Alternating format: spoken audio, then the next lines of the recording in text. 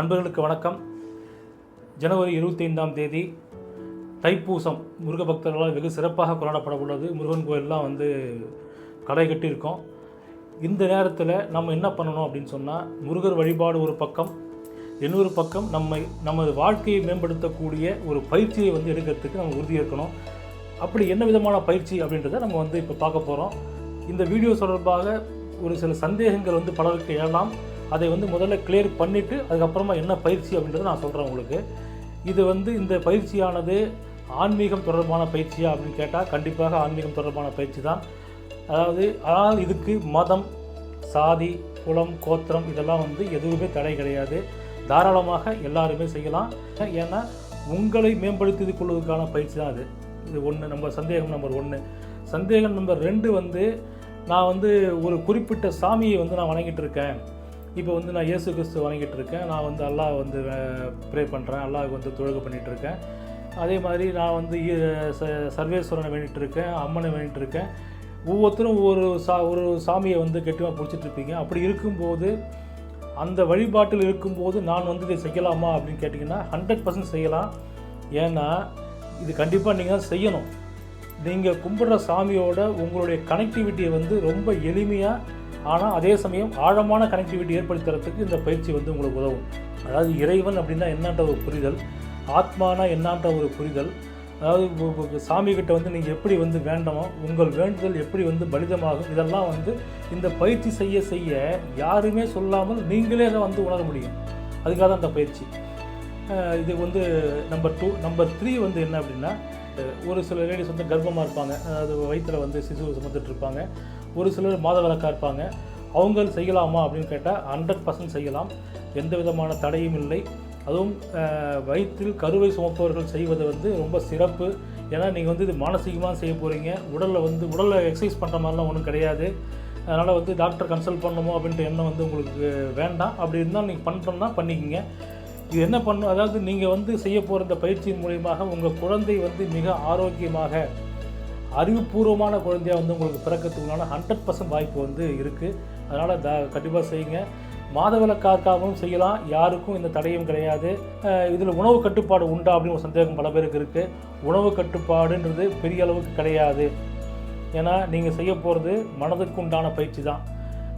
போக போக உங்களுக்கு உண்டான உணவு எது அப்படின்றது நீங்களே டிசைட் பண்ணிடுவீங்க. அந்தளவுக்கு இந்த பயிற்சி உங்களை மேம்படுத்தும். அதுக்கப்புறம் இன்னொன்று, எனக்கு ஒரு சில கெட்ட பழக்கங்கள்லாம் இருக்குது. நான் ஸ்மோக் பண்ணுவேன், நான் ட்ரிங்க் பண்ணுவேன்.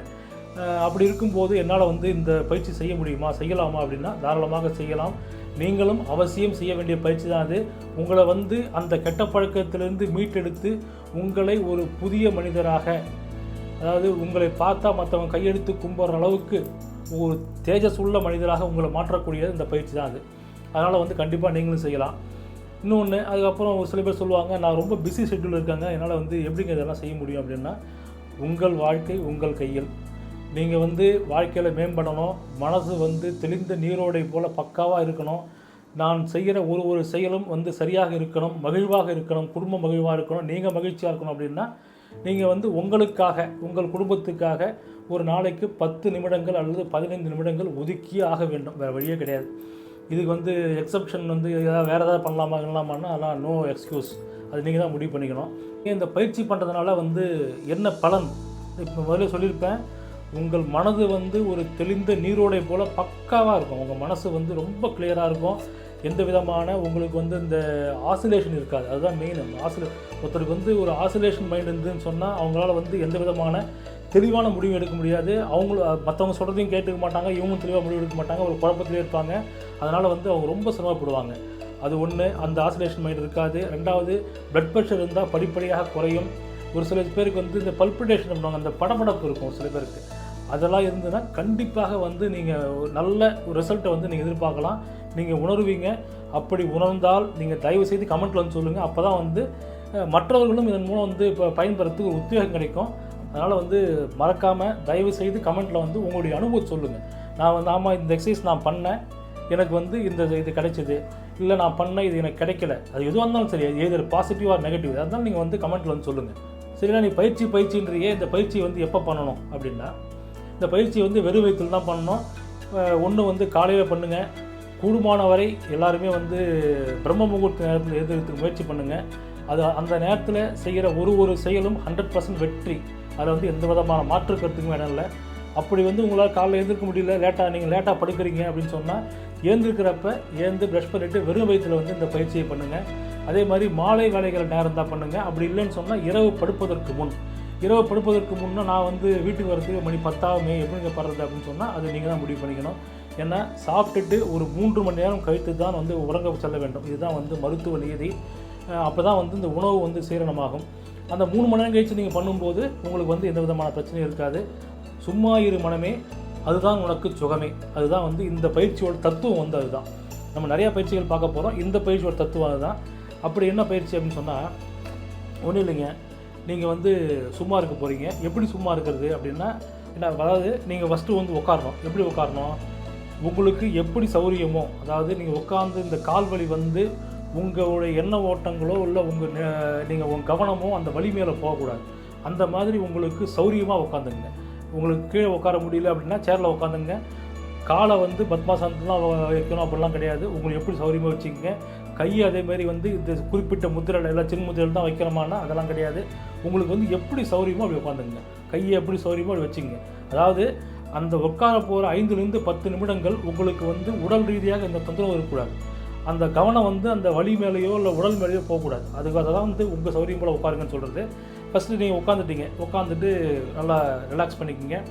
கீழே உட்காடுறவங்க கண்டிப்பாக வந்து விரிப்பு போட்டு தான் உட்காரணும். ஒன்று பாயோ இல்லை ஜமுக்காலம் இல்லை துண்டு ஏதாவது ஒன்று விரிப்பு போட்டு தான் உட்காரணும். உட்காந்து தண்டு வடத்தை வந்து நேராக்கிங்க. நேராக்கிட்டு கண்ணை மூடிக்கிங்க. கண்ணை மூடி அப்படியே வந்து என்ன பண்ணுங்கள், ஃபஸ்ட்டு எதுவுமே பண்ண வேணாம், அப்படியே உட்காருங்க. நீங்கள் உட்கார்ற போஸ்டர் எப்படி வந்து நீங்கள் ஆரம்பத்தில் இந்த 0 செகண்டில் ஆரம்பிக்கும் போது எப்படி ஆரம்பிக்கிறீங்களோ அதே மாதிரி 5 நிமிடம்லேருந்து 10 நிமிடங்கள் வரைக்கும் அதே மாதிரி சில மாதிரி உட்காந்துருக்கணும். எந்த விதமான அசைவும் இருக்கக்கூடாது. அப்படியே உட்காந்துட்ருக்கீங்க. உட்காந்து முதல்ல வந்து நீங்கள் உட்காந்து ஆரம்பித்த உடனே உங்கள் மண்டையில் வந்து பல நினைவுகள் எண்ணங்கள்லாம் அப்படியே ஓடும்.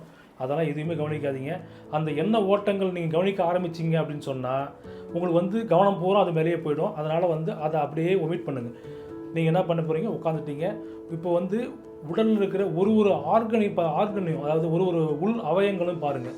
எனக்கு வந்து ஹார்ட் நல்லாயிருக்கு, எனக்கு வந்து கிட்னி நல்லாயிருக்கு, எனக்கு லிவர் நல்லாயிருக்கு, என்னுடைய ஹார்ட் வந்து கரெக்டாக பம்ப் ஆகுது அப்படின்னு சொல்லிட்டு நீங்களே வந்து ஒரு அவயங்களையும் வந்து நீங்கள் நல்லா இருக்குன்னு சொல்லிட்டு அதை வந்து கொஞ்சம் பூஸ்ட் பண்ணுங்கள். உடம்பை வந்து ரிலாக்ஸ் பண்ணுங்கள். அப்படியே ரிலாக்ஸ் பண்ணிட்டு உட்காந்துட்டு நீங்கள் என்ன பண்ண வேண்டியது, அதாவது நம்ம மூச்சு சுவாசம் இருக்குல்ல அதை வந்து நீங்கள் கவனிக்கணும். இதை நான் சொன்னதெல்லாம் பண்ணிவிட்டு சுவாசத்தை கவனிக்கிறீங்க. அப்படியே கவனிச்சுட்டே இருக்கீங்க. சுவாசம் வந்து உள்ளே போகுது, மூச்சு உள்ளே போகுது, வெளியே வருது, உள்ளே போகுது, வெளியே வருது, அப்படியே போயிட்டே இருக்குது. நீங்கள் வந்து அசைவே எல்லாம் உட்காந்துட்டு இருக்கீங்க. அப்படியே போயிட்டு வந்துட்டுருக்கு. உங்கள் கவனம் பூரா அதுலேயே இருக்குது. எண்ண ஓட்டங்கள் நீங்கள் கவனிக்கலை, நீங்கள் சுவாசத்தை மட்டுமே கவனிச்சிட்ருக்கீங்க. அப்படியே உட்காந்துட்ருக்கீங்க. நல்லா கவனிங்க. சுவாசத்தையே கவனிங்க. அப்படியே ஒரு 10 நிமிடங்கள் ஆச்சு. அதுக்குன்னு சொல்லிட்டு நான் வந்து வாட்ச் வச்சுன்னு டைம் பார்க்கணுமா அப்படின்னா அவசியமே இல்லை. ஏன் 10 நிமிஷன்றது 15 நிமிஷம் பண்ண ஆகாதா, இல்லை 20 நிமிஷம் பண்ண ஆகாதா? எவ்வளோ நேரம், அதாவது 1 hour வரைக்கும் கூட பண்ணலாம். நீங்கள் வந்து இப்போ ஸ்டார்டிங்கில் குறைந்தது 5லிருந்து 10 நிமிஷம் பண்ண போகிறீங்க.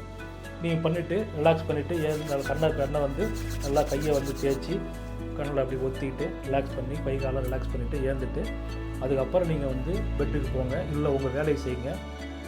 நீங்கள் தூங்கணுன்னா எப்படி வந்து உங்களுக்கு ஆழ்ந்த தூக்கம் வருதுன்னு பாருங்கள்.